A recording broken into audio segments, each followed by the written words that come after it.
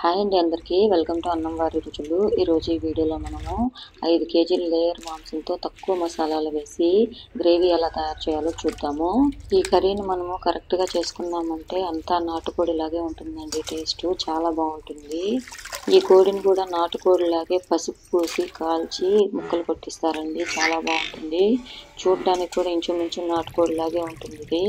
ముందుగా అయితే దీన్ని 4-5 సార్లు శుభ్రంగా కడుక్కొని ఒక దబరలో వేసుకొని పక్కన పెట్టుకున్నాము. ఈ లోపల అయితే మనము మసాలాలు రెడీ చేసుకుందామండి. పొయ్యి వెలిగించుకొని బాండలు పెట్టుకొని దాంట్లో ధనియాలు, పట్టా, లవంగాలు, మిరియాలు, జీలకర్ర వేసుకొని వేపుకోవాలి. ఈ కర్రీ అయితే మాత్రం మనకు కాదండి, వేరే అన్న వాళ్ళు చేసి ఇవ్వమన్నారు. చికెన్ కూడా వాళ్ళే తెచ్చిచ్చారు. వాళ్ళు ఏంటంటే తక్కువ మసాలాలు వేసి చేయమన్నారు. కొంతమంది మసాలాలు తింటారు, కొంతమంది తినరు కదా, అందువల్ల తక్కువ మసాలాలు వేసి చేయమన్నారు. ఇప్పుడు మనం ఫ్రై చేసిన ఈ మసాలాలంతా ఈ కర్రీలోకి వాడట్లేదండి, వాళ్ళు ఫ్రై కూడా చేసేయమన్నారు. దాంట్లో కూడా కలిపి వేపింది అన్నమాట. వీటిని మంచిగా దూరగా వేపుకొని ప్లేట్లోకి తీసుకొని పక్కన పెట్టుకున్నాం చల్లారడానికి. ఈ లోపల మనము చికెన్లో తగినంత పసుపు, తగినంత కల్లుప్పు వేసుకొని కలుపుకొని పొయ్యి మీద పెట్టుకొని ఉడకబెట్టుకున్నాము.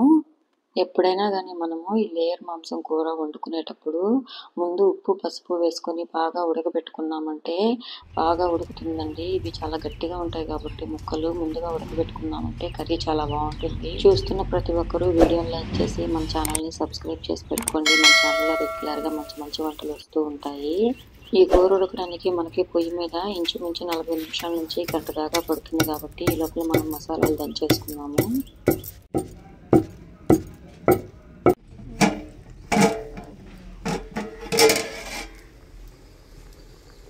మధ్య మధ్యలో అయితే ఈ విధంగా మూత తీసుకొని కలుపుకుంటూ ఉండాలి. ఇప్పుడు దాకా మనము ఈ కూరలో అయితే నీళ్లు వేయలేదు. దీంట్లోంచి వచ్చిన నీళ్ళతోనే ఇవి ఉడుకుతున్నాయి. ఇంకా మనము ఇవి ఉడకడానికి తగినన్ని నీళ్లు కూడా వేసుకొని మూత పెట్టుకొని ఉడకనివ్వాలి. మన మసాలా అయితే మెత్తగా మెదిగిపోయింది. ఇప్పుడు లాస్ట్లో దీంట్లో 2 వెల్లుల్లి గడ్డలు వేసుకొని దంచుకోవాలి. ఇలా వెల్లుల్లి రెమ్మలు వేసుకోవడం వల్ల ఫ్లేవర్ అయితే చాలా బాగుంటుందండి. ఇప్పుడు ఈ మసాలా పౌడర్ని అంతా మనం ఒక బాక్స్లోకి తీసుకొని స్మెల్ పోకుండా మూత పెట్టేసి పక్కన పెట్టుకుందామండి. ఇలా తయారు చేసుకునే ఈ మసాలా మనము ఏ నాన్ వెజ్ కర్రీస్లో అయినా యూజ్ చేసుకోవచ్చండి. చాలా బాగుంటుంది. మనకైతే కూర మాత్రం ఒక 70% దాకా ఉడికిపోయిందండి. ఇప్పుడు దీంట్లో మనము తగినంత మిరప్పొడి వేసుకోవాలి.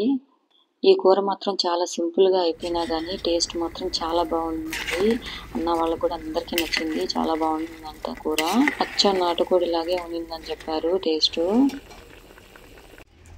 అలాగే మనము అల్లం వెల్లుల్లి పేస్ట్ కూడా దంచేసుకున్నాము.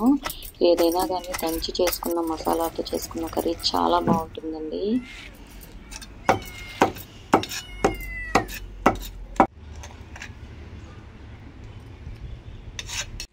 అలాగే ఒక 5-6 ఆనియన్స్ను కూడా కట్ చేసి పక్కన పెట్టుకున్నాము ఇది ఉడికే లోపల.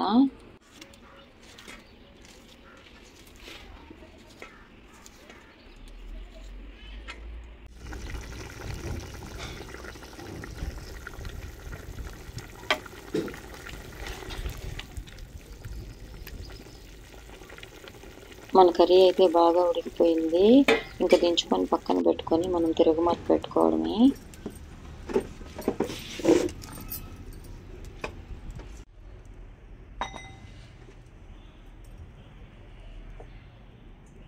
ఇప్పుడు పొయ్యి మీద బాండలు పెట్టుకొని తగినంత నూనె వేసుకోవాలి. అలాగే దీంట్లో ఆనియన్స్ కూడా వేసుకొని బాగా వేగనివ్వాలి. ఆనియన్స్ మనకి ఈ రకంగా మంచిగా వేగిన తర్వాత దీంట్లో మనం దంచి పెట్టుకున్న అల్లం తెల్లగడ్డ పేస్ట్ కూడా వేసుకొని బాగా వేపుకోవాలి.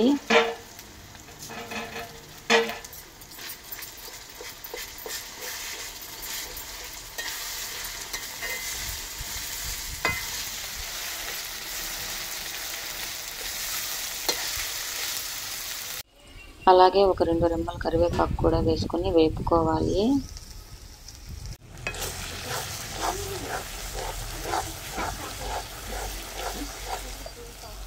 ఇదంతా మంచిగా పచ్చివాసన అంతా పోయేదాకా బాగా వేపుకొని దించుకొని మనము కర్రీలో వేసుకున్నామండి.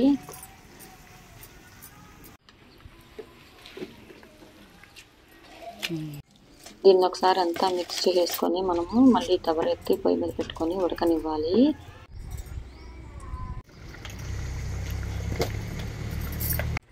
ఇలా ఉడుకుతున్నప్పుడు దీంట్లో మనము దంచి పెట్టుకున్న గరం మసాలా వేసుకోవాలండి. ఖచ్చితంగా మీరు ఒకసారి ట్రై చేయండి. సింపుల్గా చేసుకున్నా కానీ టేస్ట్ అయితే మాత్రం నెక్స్ట్ లెవెల్లో ఉంటుందండి. ఇక్కడ దాకా వీడియో చూసిన ప్రతి ఒక్కరికి థ్యాంక్ యూ సో మచ్ అండి. అలాగే అమ్మ చేసిన ఈ కర్రీ మీకు ఎలా అనిపించిందో కామెంట్ చేయండి.